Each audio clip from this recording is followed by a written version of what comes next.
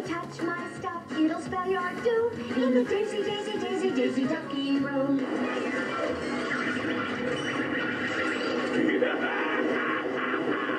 I haven't seen a finale that bad since Pompeii.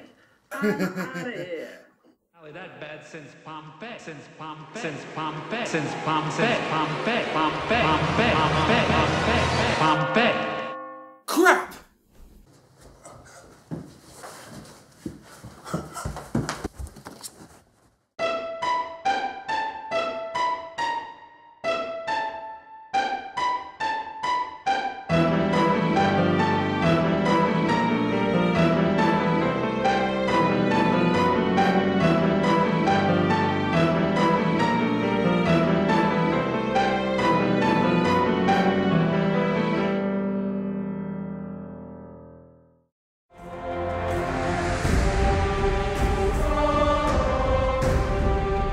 Pompeii is directed by Paul W.S. Anderson, whose filmography includes Alien vs. Predator, Mortal Kombat, the Resident Evil films, and the Death Race films, most of which I've never seen, even though I've had Death Race on my shelf for a good few years now.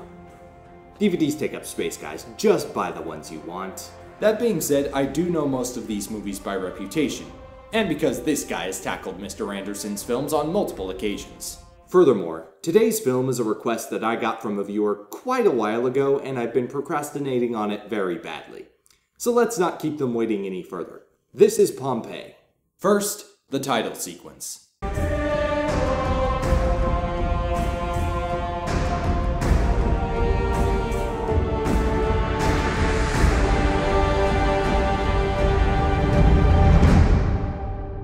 Maybe it's because I'm a sucker for epic choirs or something, but hey, so far, I'm sold. Our first location is Northern Britannia, where a boy is awoken by carnage outside his tent.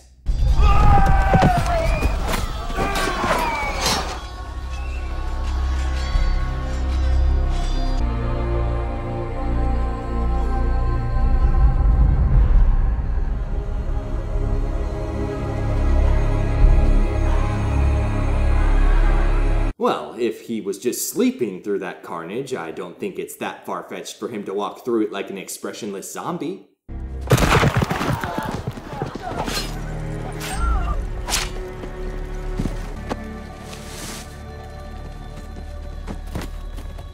Okay, never mind. This kid is not showing a lot of distress in a very distressing kind of situation. I want to see a psychological profile. The boy is eventually captured and sold into slavery. Then the screenwriter plays the 17 years later card where the boy grows up to be Kit Harington, who fights for the amusement of his masters. They call him the Celt. They say his people were horsemen and that he is the last of them. But he was kidnapped as a child. I feel like slavery would choke any further development of culture into a person's nature. But you're going to ignore that bit of logic, aren't you, movie? The horse is in pain, you ignorant pig! Stop! Let him help the horse. Terrific. Put pressure on the top of the leg here, so he doesn't feel the pain when I move it. Why would the brute do that? Because it was the kindest thing to do. Interesting that the first time your character shows an act of kindness, he's breaking a neck. The carriage arrives in Pompeii. Lady Cassia, part of the ruling family, returns to her parents, Aurelia and Severus. Father, are you crying? You have your mother's eyes. I'm sorry guys, I had to. When am I going to find another fictional character named Severus? He's pleased to see you, my lady. And I can see he's been in good hands. Thank you, Felix. And I'll have Viras ready for you first thing tomorrow. I'll exercise him myself tonight. Thank you. I'll see you tomorrow. Now, we get our first indicator of the simmering volcano, which sends a tremor.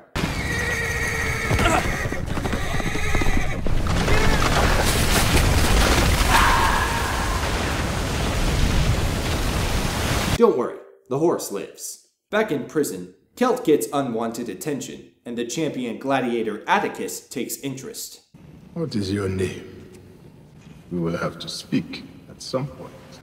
What we have to do is kill each other at some point. So my name's my own. I have no interest in learning yours. If you want us to care about a character, it's kind of a weird strategy to make him so standoffish. But then again, that disposition does make sense given his lot in life. Though I do admire the sense of honor held by Atticus. When I win in the arena tomorrow, I'm a free man. Roman law. No gladiator should die from a blade to the back. When you die, the blow will come from the front, and it will come from my hand.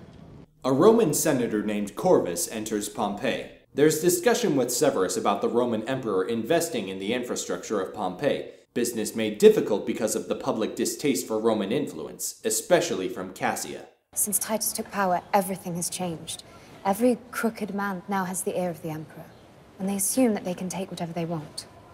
Why did you come home early? What happened in Rome? It simply had my fill of it.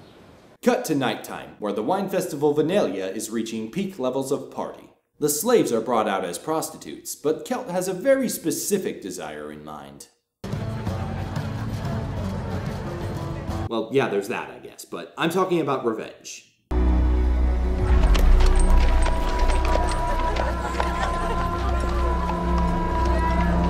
Meanwhile, the senator manipulates Severus, not so subtly demanding romance in exchange for his political favors. I do believe a drink is in order. Perhaps your daughter can bring it. My daughter? In Rome, I thought we had an understanding. No, you had an understanding. One for which I gave you no cause. Your mere presence gives me cause, my lady. Senator Corvus, I believe you have mistaken me for the kind of woman who drapes herself across your lap in Rome. I have no wish to become your wife. A spirited refusal. This proposal is interrupted by another rumble from the mountain, causing panic among the horses, especially Verus. Bring this man. I need him. My lady. Now!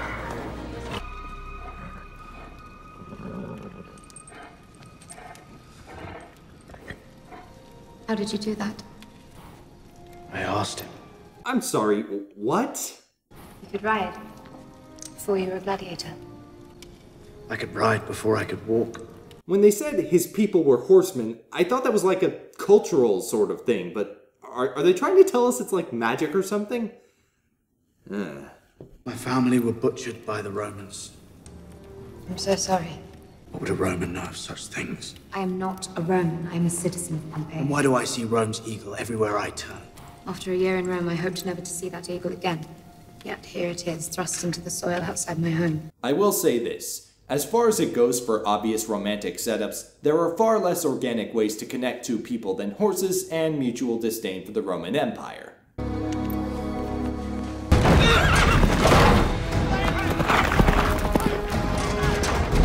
This, however, is escalating the situation a little too quickly. Congratulations, guys, you just ran away from home. What exactly is your plan now? Once they realize they have no plan, they scramble just as quickly trying to take the blame for each other. If they catch you up here with me, Tell them it was my choice. I have to take you back. You go and leave me here.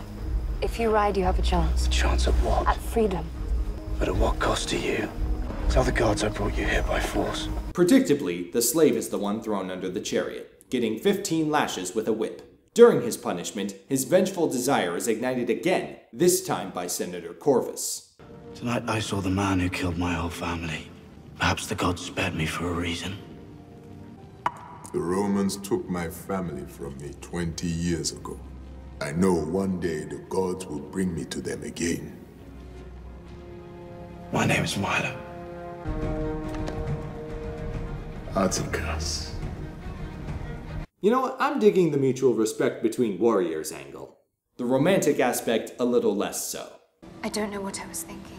Ooh, that's a good one. I'm gonna hold on to that clip for future videos. Corvus wants to punish Milo by making him the first to fight and die during the games. For better entertainment value, the slave owners pit gladiators against slaves dressed as Roman soldiers in a reenactment of the Celtic massacre, Corvus's claim to fame.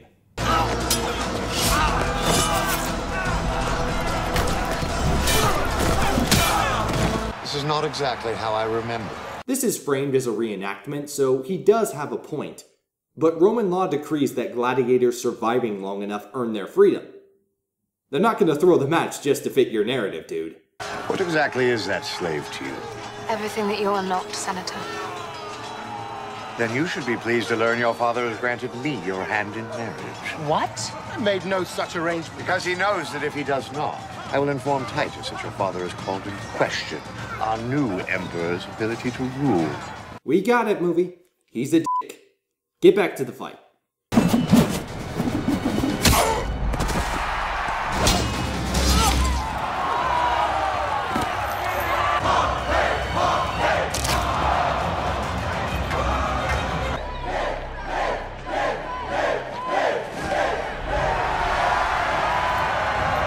Okay, hang on.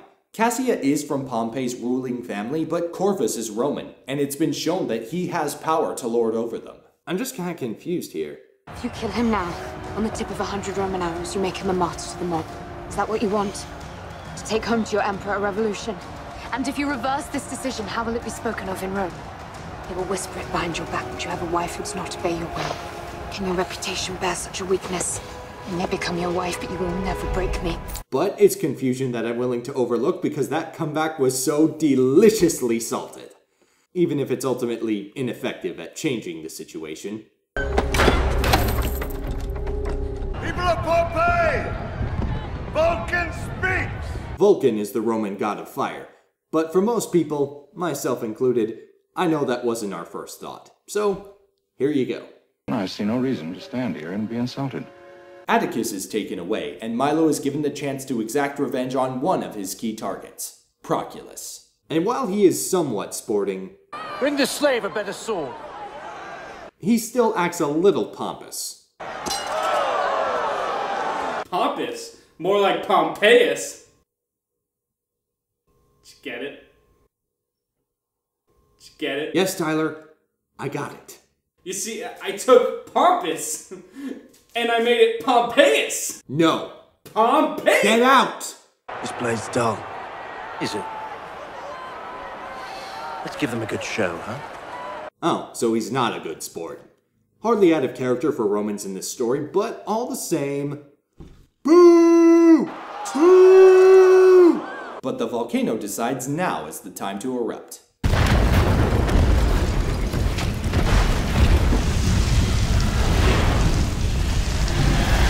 And this comes at 1 hour and 6 minutes into the movie. Looks like we're getting our money's worth out of that volcano. The city is instantly thrown into chaos, starting with the collapse of the arena.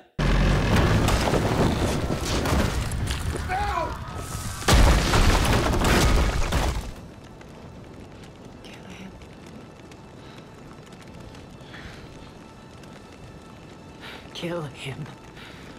Corvus is scum, and it's very cathartic to hear that the characters feel the same way. But the third act just started, and I'm afraid this is way too soon to be true.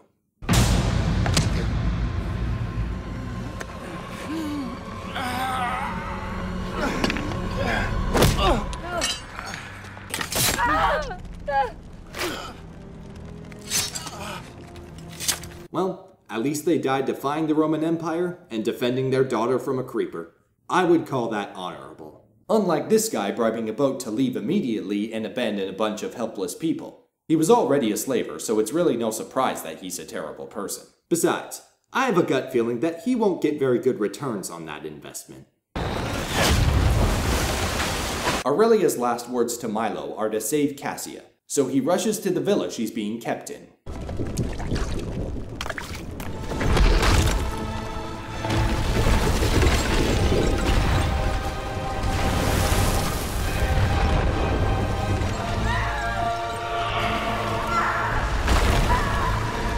Oh, sorry guys, it completely slipped my mind. I forgot to tell you what that character's role in the story was earlier on. She gives Cassia boy advice. Glad we got that covered. As if the disaster alone wasn't bad enough, Corvus's soldiers start cutting down civilians to get through the street. And as if that wasn't bad enough, they get boxed in when the tremors from the volcano start kicking up waves from the ocean. Isn't that just rich?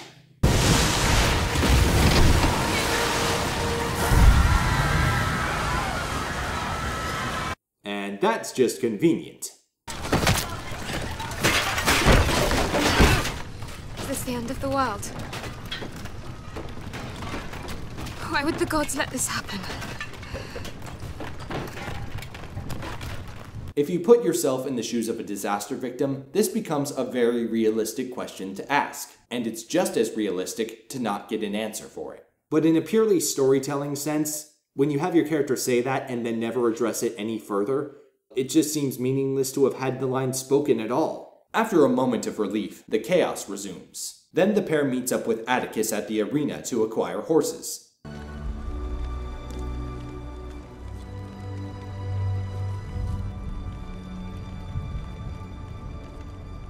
I think this movie made good tonal choices for the third act. Under the barrage of certain death, notions of political squabbling, revenge, or any other ambitions, all dropped by Pompeians and Romans alike. When the world is falling apart around you, all that matters is to survive.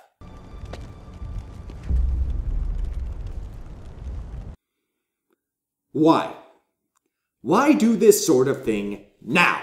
Obviously, the intent was, oh no, the hopeless situation is even more hopeless because the villain is here now. In the right situations, moments of this nature are perfectly fine. But using this trope here cuts through the mood and lessens the sense of tragedy that, between the eruption and this moment, the movie was actually establishing pretty well. Why are you doing this? Because the property of Quintus Attius Corvus will not be taken by some slave. To spare Milo the pointless distraction, Atticus sends him away while he fights Proculus.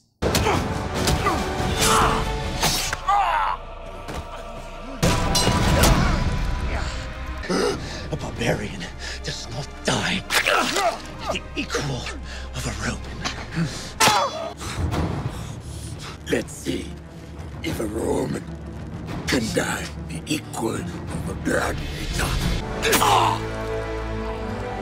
I think this makes a pretty good death scene for Atticus, though I don't know why the last shot of it shows him kneeling. Oh god, they better not cut back to him. Milo chases down Corvus's chariot, engaging him in combat.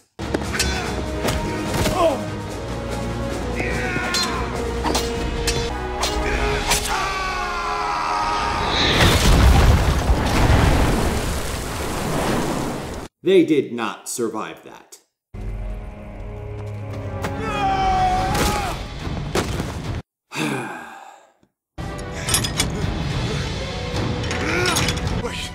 Wait! Who are you to do this to me? You killed my family. You slaughtered my people, and make no mistake, my gods are coming for you. Well, at least we get that in our resolution. He's dead either way. For the sake of a sweet revenge, might as well have him die painfully. Yay! They did it! They cut back to Atticus. I die a free man! You could have died a free man earlier. Just take that one line and put it in your last scene. It would have more impact, and it's more believable than you sitting around for 10 minutes with a sword in your chest. Milo and Cassia ride off on Verus, but they quickly realize that they can't move fast enough to escape. He can't carry us both! Go! No, I won't leave you! We don't have a choice! Run! Go! I don't want to spend our last moments running. I'm not sure I'm buying this, but you did let the horse live, so whatever. Go ahead and make out.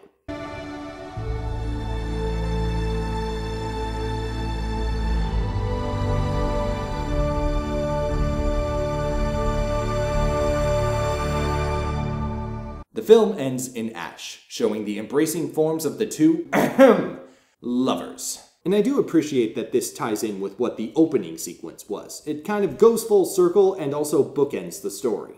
It also provides the audience an extra moment to contemplate the experience, so a few extra points for effective assembly of a narrative.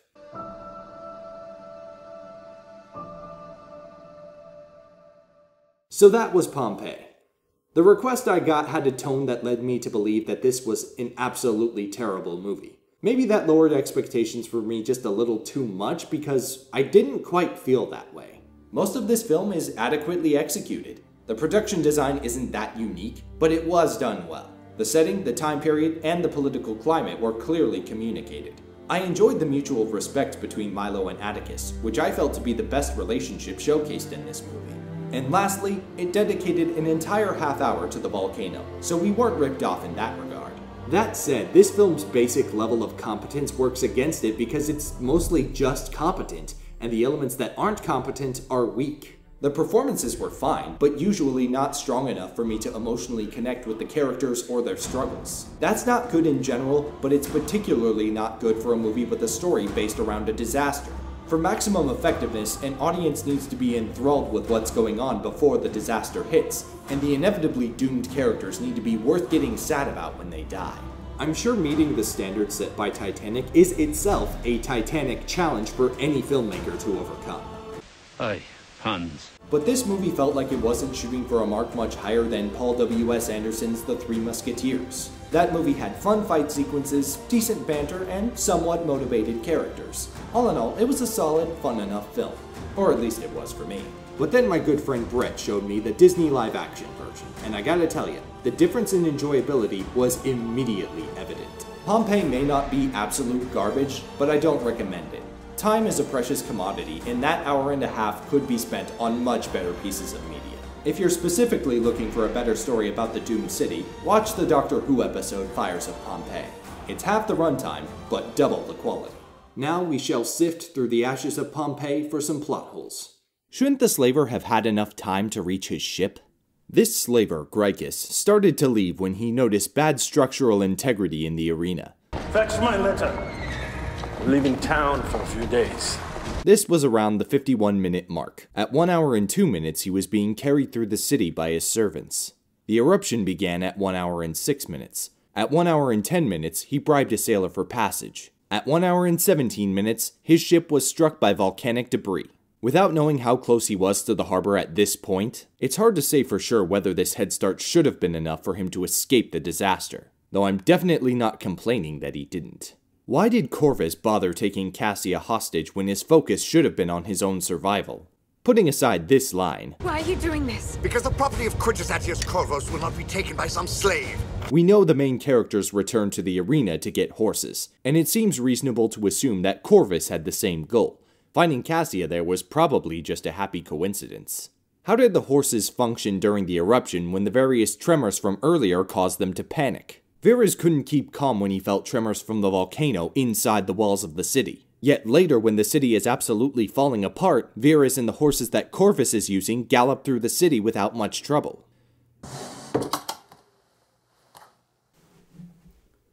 Oh, come on! What's up? And? The hero dies at the end because of the volcano. This phrase does not describe the movie at all. That does sound stupid. I guess the marketing people really blew it. Like the volcano. Shut up.